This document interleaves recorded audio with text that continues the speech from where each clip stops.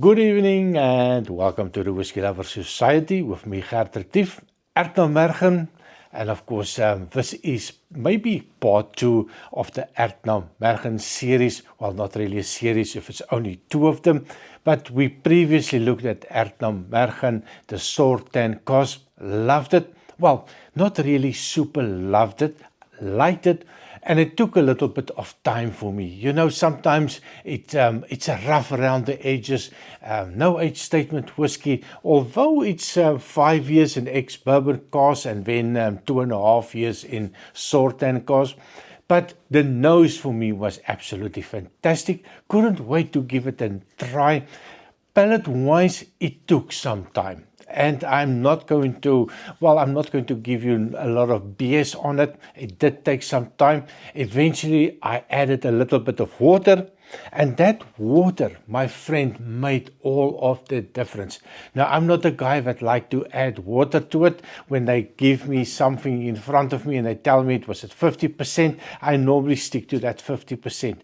But some whiskies do like that idea of adding a little bit of water to it. So tonight we are switching it a little bit up, giving a little bit of extra, and we're looking at the Madeira cask.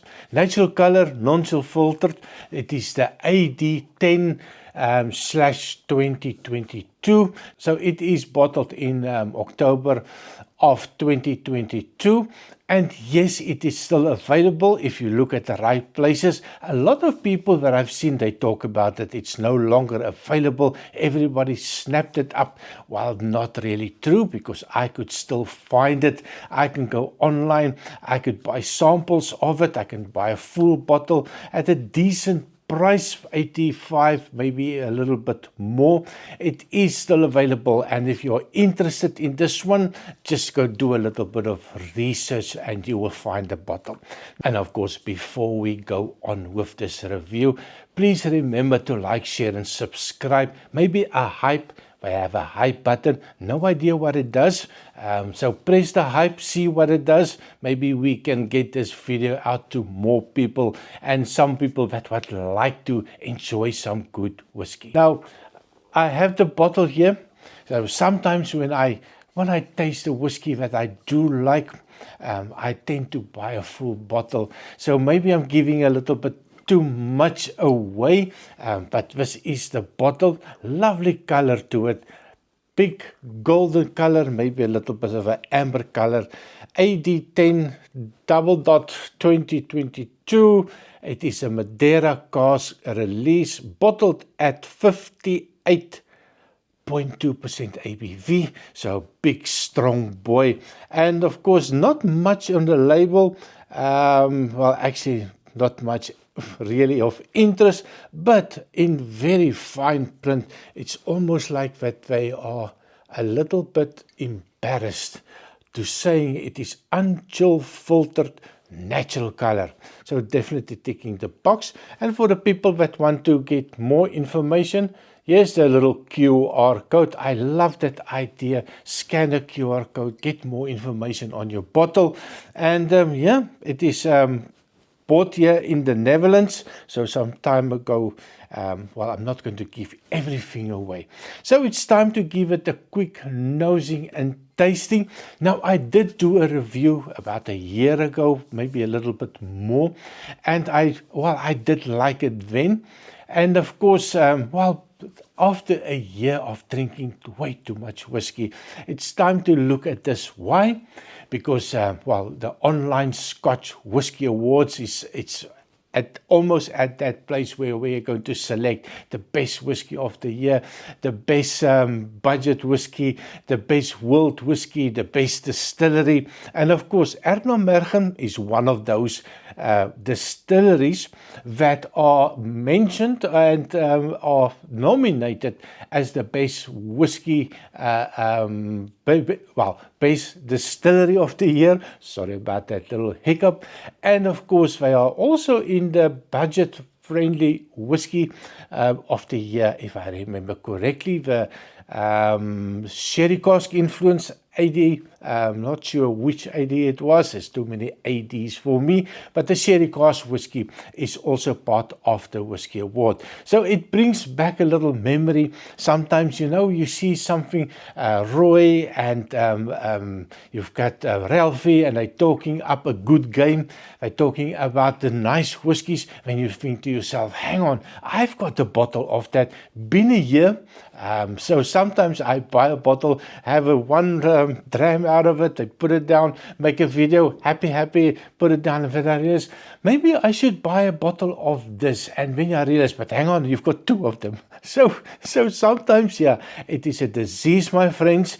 It is a problem once you are hooked on all these lovely whiskies that are out there. It becomes a disease, not a drinking disease, because you just want to try something else. You want to buy this one, buy that one. Oh my word.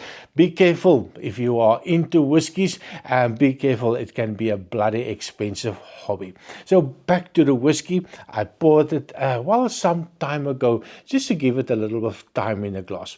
And yeah, it is a strong boy. So small sips, don't be crazy with this one. It's going to burn the senses. It's not going to be nice. So nose-wise, of all those lovely things ticking the boxes, we have everything ticked. That ABV, be careful. So on the nose, cheers. On the nose, it is lovely. That Madeira cask is there, but it's not something that I think I've that there on that corner. You'll see there is a Glenallachie, the 12-year-old. Now that is Sherry Cask, and if you put this one, and I'm not going to do that tonight, but when you put these things together, the sweetness, the Sherry Cask influenced whiskey, a lot of them have that same influences, the same nose, not always the same taste, but that's what the type of whiskey. So if I describe it to you, it's going to be quite similar in my opinion. And please remember, it is just my opinion. But there's a lovely sweetness to it. I get a woody note, a little bit like a old planed oak wood that is just pushed through a planer, and you get that little dusty note that comes off. So I get a hint of that. I get some fruity notes, but it's like strawberry, maybe strawberry jam. There's a little raisiny note definitely that comes out. And every time that I go back, it feels like it becomes a little bit sweeter. If it's just a little bit of agitation, it's a bold sweetness. It's a dark fruit sweetness. It's an interesting sweetness. And at that 58.2%, you would expect it's going to burn the senses. Now, even with that agitation, put the nose in. Not really that in your face, that ethanol type of thing. Age-wise, it feels there's a youthfulness to it. That Madeira hogshead that they are using, the finish in it, not sure how long. Now, a lot of time people ask, maybe you should go do a little bit more research. But, the problem with doing too much research, could be only me, is that you get the notes of somebody else. And you get sometimes the notes of the distillery, which I really don't want to see, because then you're going to look for something that most of the people are not even going to find in this whiskey. Where they get sometimes these notes, I don't know. But anyway, everybody tastes and smells a little bit different. Your memory is not the same memory. But this one, it's my type of whiskey. I like a sweet whiskey. I like an ex-bourbon cask more and more, because it's got that lovely light summer in a glass type of note. And when I look at this Madeira cask and Sherry cask and Pedro Ximénez cask, I always think of winter, and it reminds me back in South Africa, Old Brown Sherry, Sedgwick Old Brown Sherry. It's a port type of wine. It warms you out from the inside to the outside. So it reminds me of that sweetness. And I do like a little bit of a sweetness in the whiskey. And of course, a little bit of high ABV. So this one, there is a little bit of a marriage going on. 25 barrels that they then mix up, getting married, getting infused together to create this one. And when they finish, of course, with the Madeira cask. And it is nice. Lots of bottles was made. Well, maybe some people might not think it's a lot of bottles. 5,781 bottles was created. 2022, so it's still available. I'm sure I've said it. It is still available. So on the nose for me, it changes. Just for 1 second, I have a hint of an apple note. It's a little bit of a candy floss, a little spiciness that comes in. Taste-wise, now I am going to be very careful with this one, small sip, just to see what it's going to be about. Can I handle it? Is it a little bit too much? And then I think it's going to need a little bit of water. So on the taste, cheers. Ooh. I'm always surprised. Now, on the previous one, and I'll put the link on the end card if you want to go watch that video. I'm always surprised in this one. Erdbeermergen. It is on the nose, it is this lovely sweetness, friendliness, and then all of a sudden, you just flip a switch and it just attacks the senses. It's big, it's bold, it's sweet, and when of that switch come and you have this oakiness, you have that bitter notes, you have that little youthful note in it, you have the dried fruits, you have a hint of an apple, a little bit of a strawberry jam that comes in, and then I have a little, almost not like espresso, but it's a bitter note that just hits you. A little bit of a dry mouth feel. Now one more sip. Maybe, oh my word, it is lovely. A little bit, a bigger sip maybe. It does feel for me that it needs something. That it's a little bit too bold for me. And it's strange for me to say that.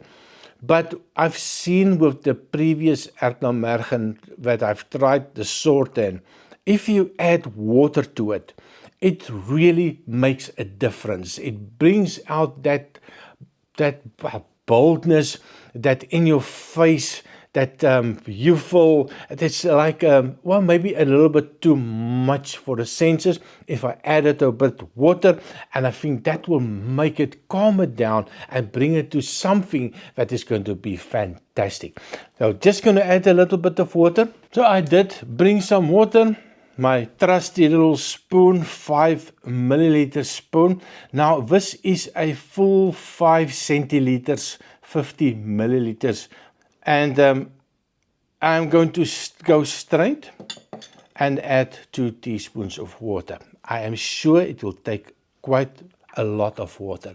The previous attempt that I did on the Soortens, I did I think 1.5 teaspoons, but it was like 20 centiliters that was left, so not a lot of whiskey. This one, 2 teaspoons, not really a big effect on it.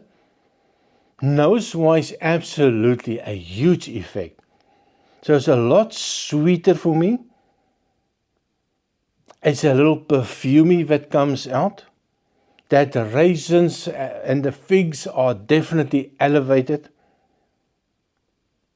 There's a little bit of I would say a little bit of a lemon note. A couple of drops of lemon juice that I pick up. Wow, and loads of vanilla comes through. Just with a little bit of water. Oh, it's lovely. Taste-wise?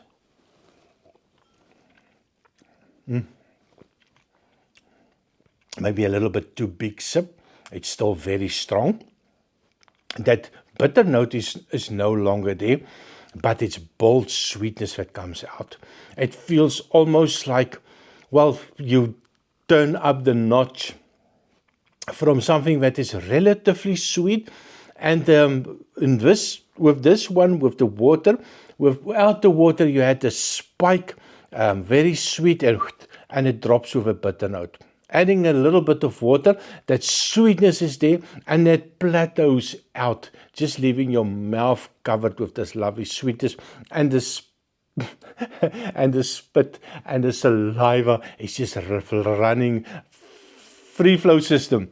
One more try. Absolutely. Now I'm going to do the unthinkable.